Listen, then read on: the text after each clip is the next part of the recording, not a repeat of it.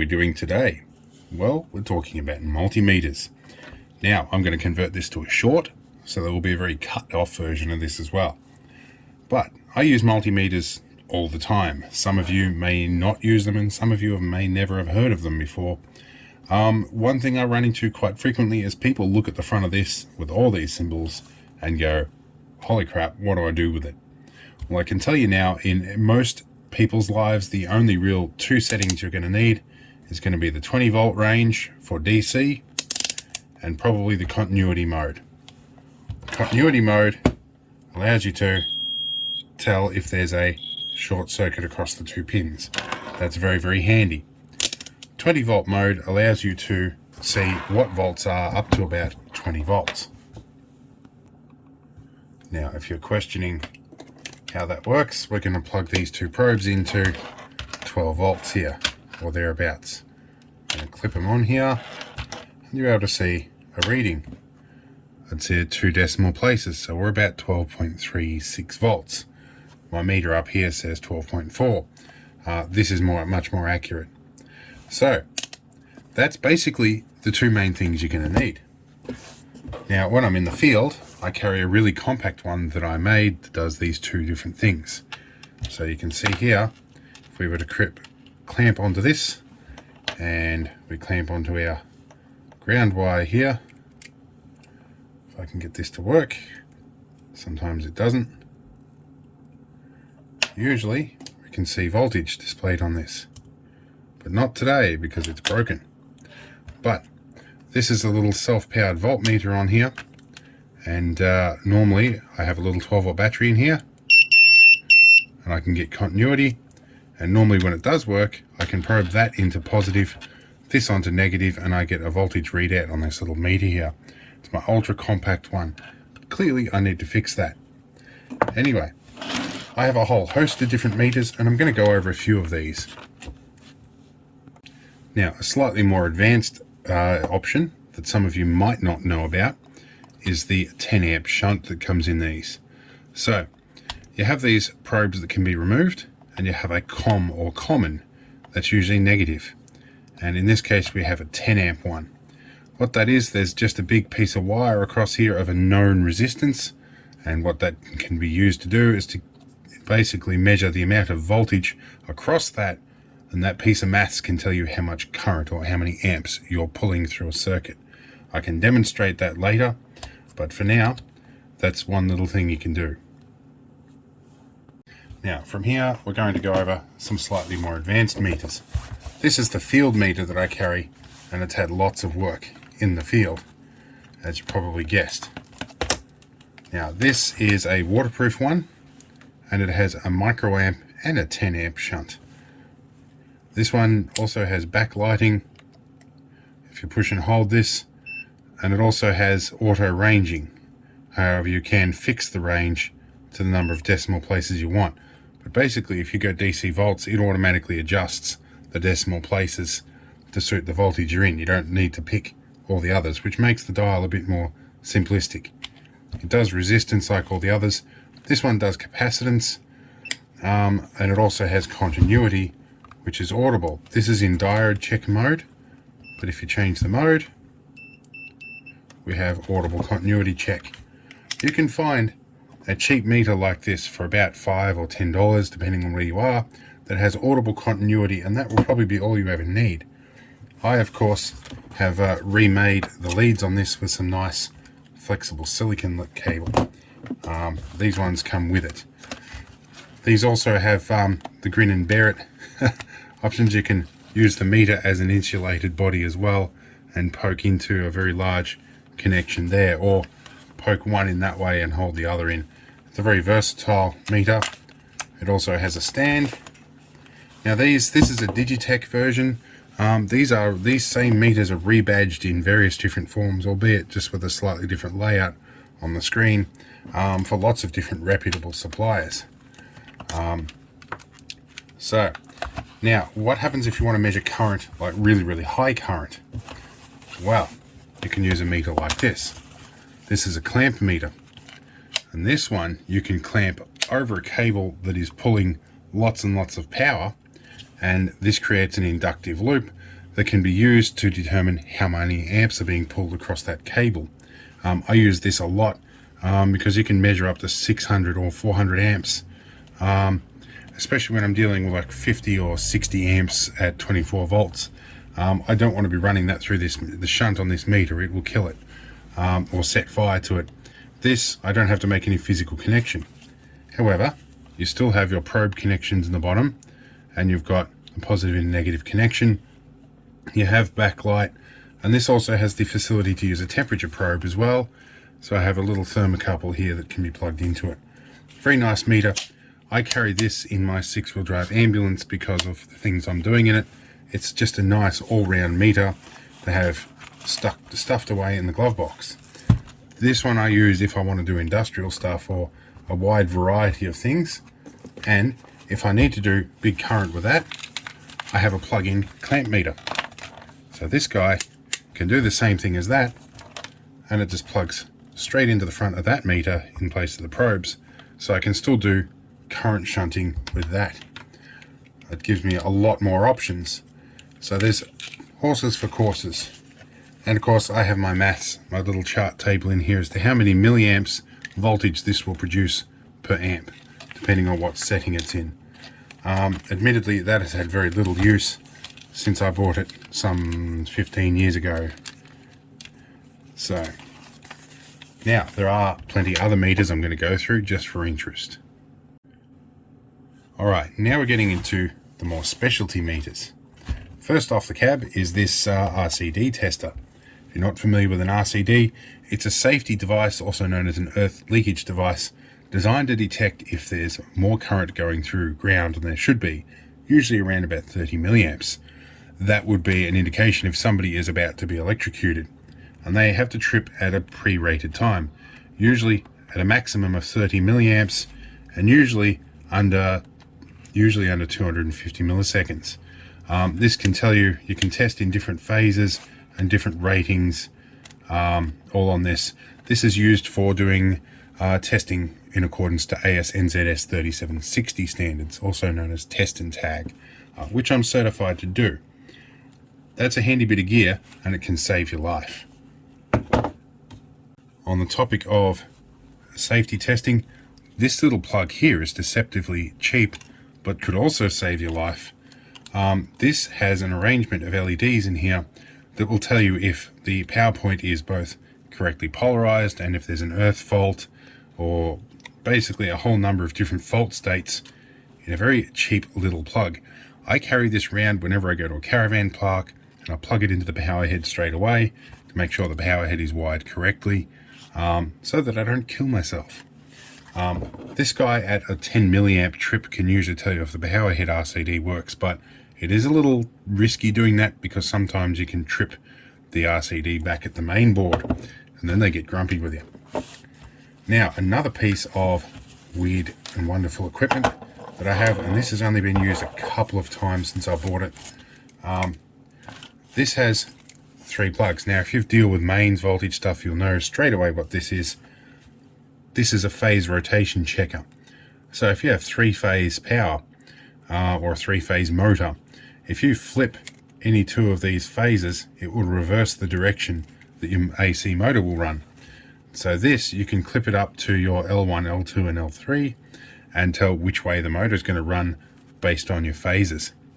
Very handy piece of gear if you have no other way to test it.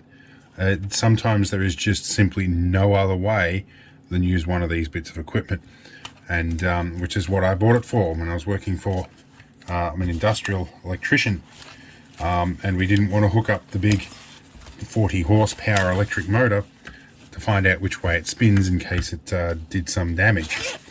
So I still have a load more meters. Now, moving up the level of complexity a little bit, but something you've probably already seen before. This is a 2-part system. Right, here's a little checker I made a while ago. This is a telephone polarity checker, telephone line polarity checker that does 2 lines. This actually made it into the silicon chip magazine. It actually became a kit. I have the magazine somewhere. But anyway, it's actually surprisingly simple. That's unrelated. This is a little tone generator. I also refer to this as a signal trace. This generates a 900 hertz signal, or between 900 and 1 kilohertz depending on the setting you use, and it puts radio frequency up the upper cable. So what this means is you can clip this guy on with 2 leads, or you can hook it into a socket, and you can poke through a whole patch panel with this and find the singing cable. We'll actually see if I can demonstrate how that works here. So we've got dual and single tone. We'll put it on dual tone and we'll turn this on. Oh, my batteries might be flat. I'll have to find a new battery for this. Well, it appears that Lockdown has depleted my stash of 9-volt batteries. So I'm going to hook up 9 volts directly to this from a test probe. Now I just need to double check what polarity is what. That is the positive one right here. And that is definitely negative. Right, so this should give us, there you go, should be able to hear that. I'll turn the volume up a bit. So, and you can go single tone. This thing is absolutely magic in situations where you literally can't find the cable. It's just, there is so many things you can do with this. It's crazy. It's just a piece of equipment, again, you wouldn't be without. It also has a logic tracing function, so you can actually probe on a motherboard and check the logic result of things. There's a whole other bunch of features you can do as well. I'm pretty sure this has a continuity mode in here as well. So you can see here, again, continuity is that important that it comes in so many different things. So that's handy as well. It's another piece of gear that's been very well used. And I think I broke the tip a year ago or more. Maybe about 5 years ago, and I glued it back on with a bit of super glue and it still works. So let's see what other crazy meters I have. Now this is a meter that I couldn't have done the work I used to do without. This has a number of functions, and I leave the battery unplugged in this because it's a LiPo. I don't know if I have the correct bit of equipment handy to show you this, but this is a video multimeter. So this is for analog multimeters, or analog cameras rather, and you can plug your camera in here and actually see the picture. You can generate a picture out, you can generate a picture on top of the one that's coming in, you can send out PTZ commands on the PTZ function here, so you can do all of that. You can also do Cat5 testing with this little dongle at the end here, so you can also feed 9 volts out of it. Just a very, very all-round universal piece of equipment. It gets used predominantly for checking Cat5 cables, because it can tell me which cables are flipped and with which ones, whereas some of the more basic testers that I have don't tell me that. This was very expensive when I bought it, but still very useful, although I'm mostly dealing with AHD cameras now. You can get versions of these that will work with AHD, but this one unfortunately does not. It's analog only, and I have a whole host of pre-made adapters and BNC connectors and all sorts of gendered fittings so that I can test in most different situations in there. So that's a nice little piece of gear. Alright, let's see what else we have. Now moving on to a little compact piece of equipment that I'm really glad I've had when I've been in roof spaces. This one is pretty self-explanatory. This is for looking for digital TV signals. Now analog TV signals are pretty easy to find. You could spin it around. Digital TV signals, because of the modulation, are a little bit harder to find just by listening.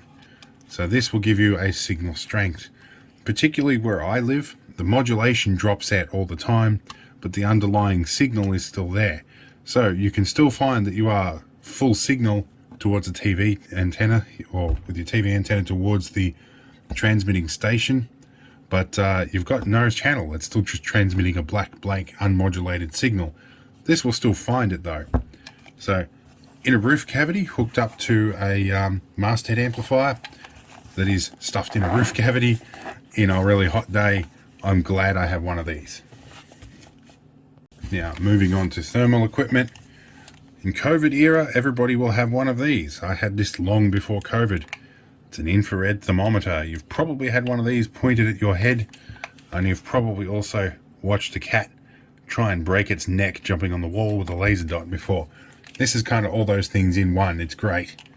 And it even has a little Fahrenheit and Celsius switch inside there as well. This is just a Chinese cheapie, but very, very handy, and also for checking if my cast products, my jewelry and stuff, is safe to touch before I pick up the metal with my bare hands. Although more recently, and you will have probably seen a video on my channel if you've been around with me for a while, I got this thing with the battery that wasn't connected. This is a very cheap thermal imager, but you can of course see thermal images with it and take some pictures. It is rudimentary, but it does the job enough for me to determine what part of a circuit is about to die. Or again, what part of my furnace is losing heat. Now let's move on to a few other things. Now, this little buddy is pretty much what I call the crackpot machine. This is where you go looking for EMFs, and you can look for electromagnetic radiation and magnetic radiation, static magnetic fields. But in today's day and age, anywhere near a radio station sets this thing off. So you tend to feel a bit paranoid when using it. So I'm in here and, you know, my Wi-Fi modem is right above the top of me. So it seems to think that the field here is about 4 microteslas, and apparently that's dangerous and harmful. I beg to differ. Anyway, you can get an average out of it, you can hold it. The actual magnetic field, I wonder if the magnetic sensor actually still works in this. If we use a static field, it pretty well wipes that out when I move across it. Yeah, so if you move around, you create a fluctuating field, it'll knock it off. So yeah, this is basically, I think, what crackpots use to find ghosts, or to determine that Wi-Fi is going to give you some kind of cancer. Anyway, now let's go on to slightly more rational crackpot machines. There's a couple of them here. This one is my Geiger counter. It's a very nice to use Geiger counter, although it uses a Russian tube. There is a little bit of uranium glass in here. That's that green stuff that is probably setting this off slightly. So it has a bit of a little hissy fit. And I also have down here some used bits of thorium or tungsten, thoriated tungsten electrodes from welding rods. So that will tend to set it off a little bit. But obviously when you're this far away, they're not very high energy. They're not moving very far. And I have a little piece of americium from a smoke alarm in here. It's that tiny, tiny little piece in there. It puts off mostly alpha particles, but a few gamma particles. If you're worried about smoke alarms irradiating you, allow me to demonstrate. That shield pretty well blocks all of it. So pretty handy. And I actually have a Geiger counter built in here as well. It just operates a little differently. And actually this piece here is actually designed to be a shelf that slots in there for testing particular materials. So I don't have to hold on to it for long periods of time, and I can get a good average. However, my americium is being a little unruly here and getting out of hand, so I'll tuck that back in there. Alright, let's move on to the next one. Now this one, just like my desk build has been detailed, this was a multi-part episode. This is a GPS logging Geiger counter that I designed for surveying an area that I will have to go back to when lockdown is over. I was looking for the remnants of an aircraft that flew through a radioactive cloud during the Maralinger nuclear tests.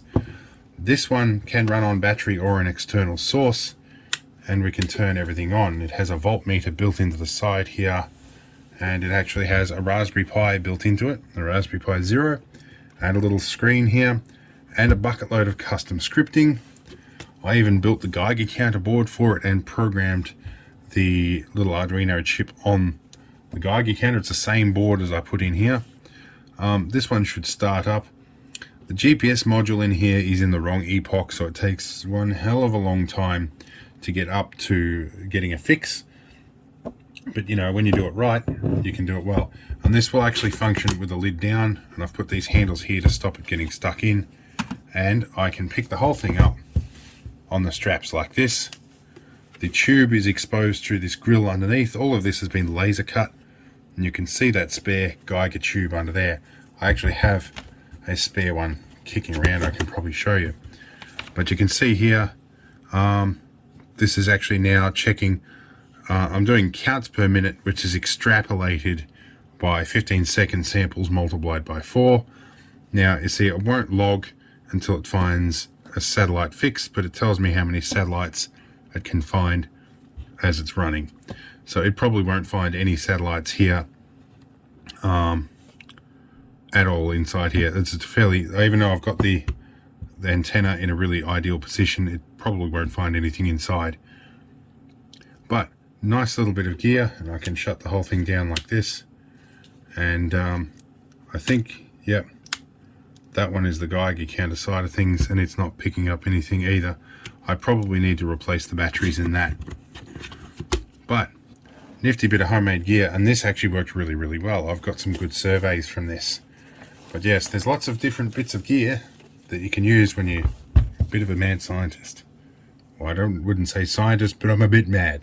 Anyway, I hope this has been interesting with all the different counters and pieces of equipment and measuring gear. But I've been meaning to go over this for quite a while. Anyway, I'm going to go and make a YouTube short about this as well, because some of you guys have got very short attention spans. And so yeah, maybe I can reveal that to you as well. Anyway, I hope this was an interesting one, and we'll go over some more interesting stuff at another time. Oh, a couple of other little bits of gear that I found while I was packing up for bonus material. I have a digital sound meter and a digital tacho. Interesting things. This uses just a little optical stripe on a wheel or a rotating shaft to check the tacho. This can tell you how many decibels I'm talking at, and it's usually quite sensitive, and it's also what I used to test the decibel of my generator when I did that review video a couple of years back. Anyway, cool stuff.